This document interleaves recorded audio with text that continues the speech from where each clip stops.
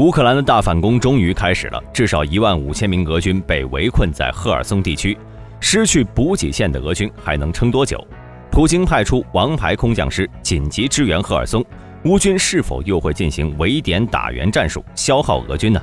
今天大兵就来跟大家聊一聊这次乌克兰的赫尔松大反攻。如今俄乌战争已经进入到第6个月，在此期间，双方最多伤亡数字可以达到20万人，平均每天伤亡在1307人，这个数字呢是十分恐怖的。就连之前的阿富汗战争，平均每天伤亡数字也只是超过45个人，而这场俄乌战争的战斗强度却是它的29倍。截止到7月31号，俄军损失的坦克加装甲车的数量已经近6000辆，乌克兰境内遍布俄军战车的残骸。而这场欧洲境内自2战以来最大的战争，目前依然看不到尽头。不过打到了7月份之后呢，双方也都有些疲累了，两军不约而同地将目光放在了赫尔松地区。或许对于许多朋友来说，赫尔松反攻的消息从4、5月份就已经开始传了，到现在人们对于这个消息都已经麻木了。但实际上，乌军确实在这一带发动了多次反击，并且取得了一定成效，不仅袭击了机场，造成了俄罗斯多架直升机被摧毁，而且也使得俄军无法稳固地占领该地区。而从目前的战场态势来分析，俄罗斯在大部分主力部队都在顿巴斯地区，反而在南线战场上的力量偏弱势。那么如果要在整个南线战场上挑一个俄军战略态势最差的地方，那么毫无疑问就是赫尔松。其实从地图上也能看出，赫尔松的俄军已经形成了一个突出部，而这对于整个俄乌战场上的其他俄军而言，就相当于一个大号的桥头堡。这个堡垒呢，似乎并不怎么坚固。首先，从莫斯科号沉没时候呢，俄军就已经在一定程度上丧失了黑海西部的制海权，这使得赫尔松的侧翼没有一个可靠的后备支援。而另一方面，该地区是离俄军主力兵力最远的地方，因此对赫尔松进行大反攻就成了乌军最佳的选择。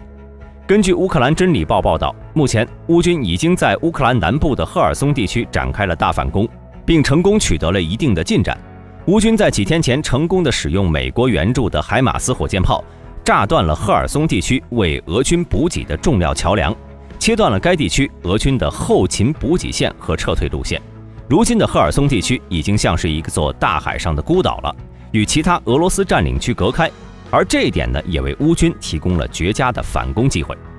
而在这场反攻初期，乌克兰海军陆战队就率先成功俘虏了11名俄军官兵，他们是俄罗斯控制的顿涅茨克部队的成员，其中包括1名军官、1名少尉和9名士兵。乌克兰军方司令部在官方推文中表示，被俘虏的俄罗斯士兵很幸运，他们将会被移交到相关主管部门。而从目前双方的军力布置中呢，我们也可以看出，赫尔松地区也将会成为本次战争的一个关键节点。根据英国国防部相关消息，在过去的几天内，俄罗斯一直在尝试对顿涅茨克东北部的巴赫穆特进行战术攻击，但是却进展缓慢。要知道，自从俄罗斯的第一军事目标转变为顿巴斯之后，该地区就一直没有停下战火。但不得不说，俄军的速度属实是有点拉胯。要知道，顿巴斯地区内的卢甘斯克州和顿涅茨克州本身就有大量的亲俄武装，总面积5万多平方公里的土地，其中约有2万平方公里已经被亲俄武装占据了。俄军只需要控制剩下的3万平方公里的土地，就能顺利完成自家的战略目标。但实际上，时间已经到了8月初，顿涅斯克仍有近1半的区域在乌军的控制范围之内。也就是说，过了这么长时间，俄军连顿巴斯乌军核心阵地的边儿都没摸到。即便是俄军一直都在集中火力朝着敖德萨、哈尔科夫以及尼古拉耶夫等地区开火，但是该地区的战事却仍显得很焦灼。面对乌克兰在赫尔松地区持续长达2到3个月的逐步反攻态势，俄军再也无法对此地视而不见了。如今，普京派出2个空降师正向着赫尔松地区进发，以支持俄罗斯那岌岌可危的防线。那么，为什么乌军一心要朝着赫尔松方向进攻呢？首先，从双方实力来看，在赫尔松，俄军没有足够的无人机，也没有足够的预备队，再加上补给线路上的关键桥梁和道路也被摧毁，这表示着俄军已经丧失了主动权。而对于俄军而言呢，却依然没有打算放弃赫尔松，并且试图去扭转南线战场的态势。而相较于没有补给、没有无人机的俄军，乌军呢就要舒服多了。对于乌军而言，由于顿巴斯前线堆积了太多的俄军部队，很有可能使得其对顿巴斯的反攻消耗过大，再加上顿巴斯的地理位置原因，导致乌军想要把物资运到顿巴斯战场一线，要穿过好几道俄军的火力屏障，这对于乌军而言是不划算的。反观赫尔松地区，这里的一切条件呢对乌军有利。首先，乌军是已经打通了第聂伯河桥梁的方式，让河北面的俄军是陷入困境，并且乌军在这里的补给线也要比俄军短得多。俄罗斯无论是想从克里米亚还是扎波罗热运送物资，都堪称是千里迢迢。还有一点呢，就是俄军在该地区部署的兵力较少，如果乌军能够尽快地夺回赫尔松，这对于士气而言会有一个很大的鼓舞，同时也有助于让乌军在国际上获得更多的支持。最后，从地理位置上来说，赫尔松地区是陆上连接克里米亚与俄罗斯罗斯托夫州的必经之路，是一个能够卡住俄罗斯脖子的位置。一旦攻占此地区，克里米亚就会被孤立，而另一边的扎波罗热州的俄军则会在侧面方向受到乌军的威胁。反观俄军，一旦其在顿巴斯的行动结束之后，他的下一阶段目标肯定是尼古拉耶夫和敖德萨州。如果乌军无法占据赫尔松，那么在将来的防守中将会十分吃力，并且还有一些俄罗斯军事记者披露，俄军也正在试图对整个南部发动进攻。不过，顿巴斯对于俄军而言确实是一个难啃的骨头。自从俄罗斯在顿巴斯地区的塞夫尔斯克高地争夺战中受挫之后呢，俄军近期对顿巴斯地区的头号目标已经转变为了巴赫穆特，并且从战略位置上来讲，巴赫穆特要更加重要。一方面呢，巴赫穆特是北顿巴斯地区的交通枢纽，从之前的北顿涅茨克到现在的塞夫尔斯克，其后勤补给主要也都是经由巴赫穆特向前线输送的。如果巴赫穆特丢失，那么在塞夫尔斯克的乌军也将会面临更大的困难。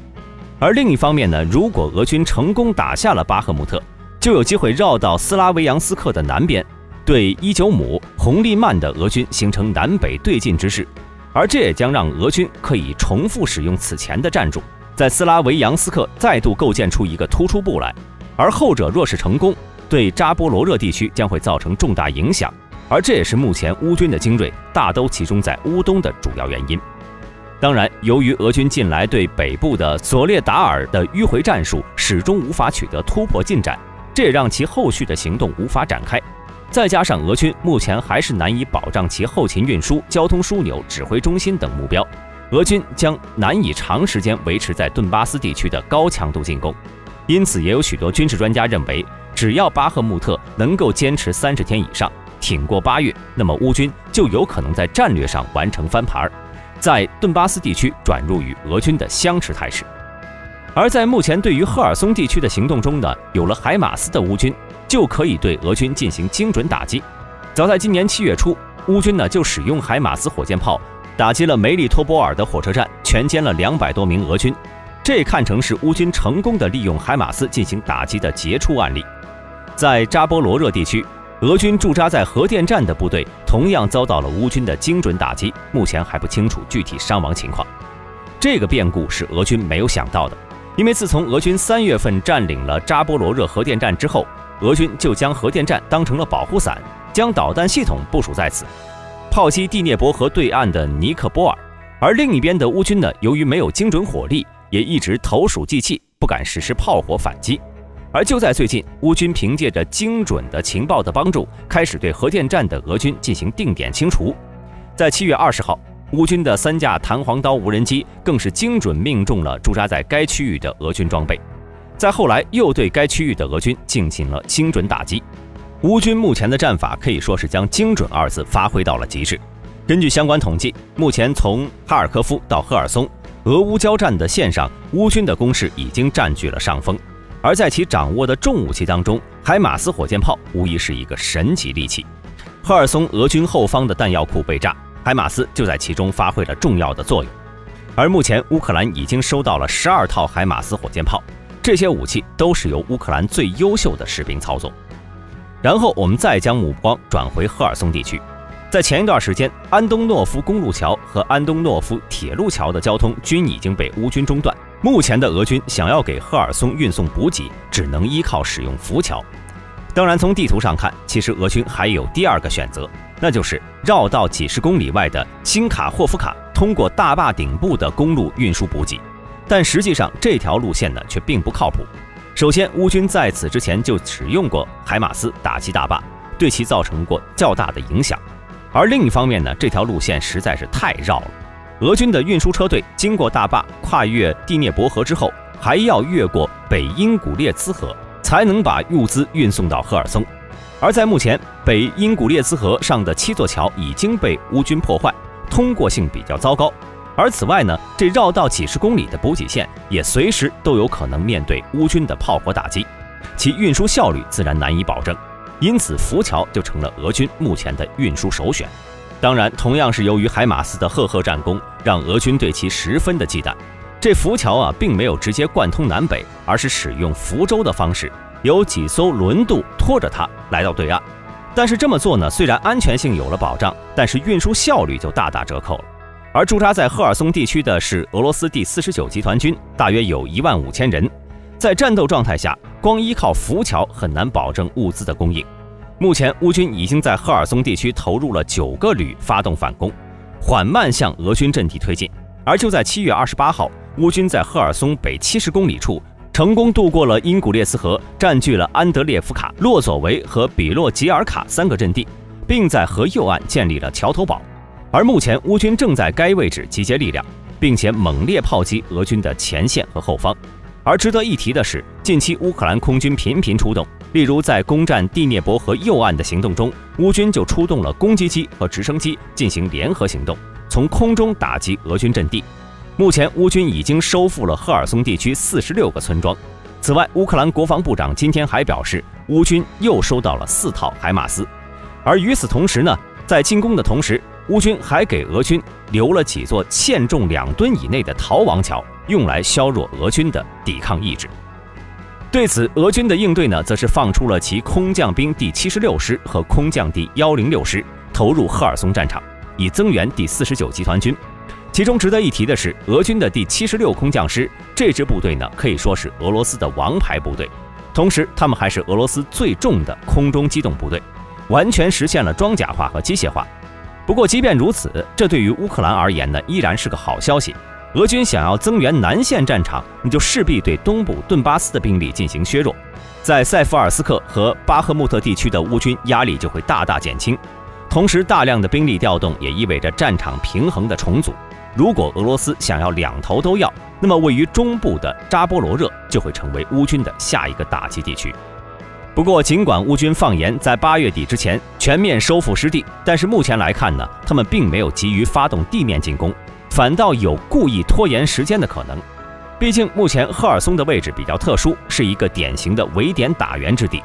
在乌克兰发动反攻后，海马斯火箭炮就再度出手，摧毁了一列从克里米亚向赫尔松运送装备和人员的列车。该列车一共有40节车厢，装载有大量的装甲车和武器装备以及增援部队。据悉，这次袭击造成了大约80名俄罗斯士兵死亡，200人受伤，装备损失不详。如此看来如今的赫尔松已经变成了一个巨大的消耗场，俄军的战争资源究竟耗不耗得起，就让我们拭目以待吧。好了，本期视频就到这里结束了。各位老铁们对乌军的这次大反攻都有什么看法呢？欢迎在下方的评论区留言。对本频道感兴趣的朋友，请点击下方的订阅按钮。我们下期再见。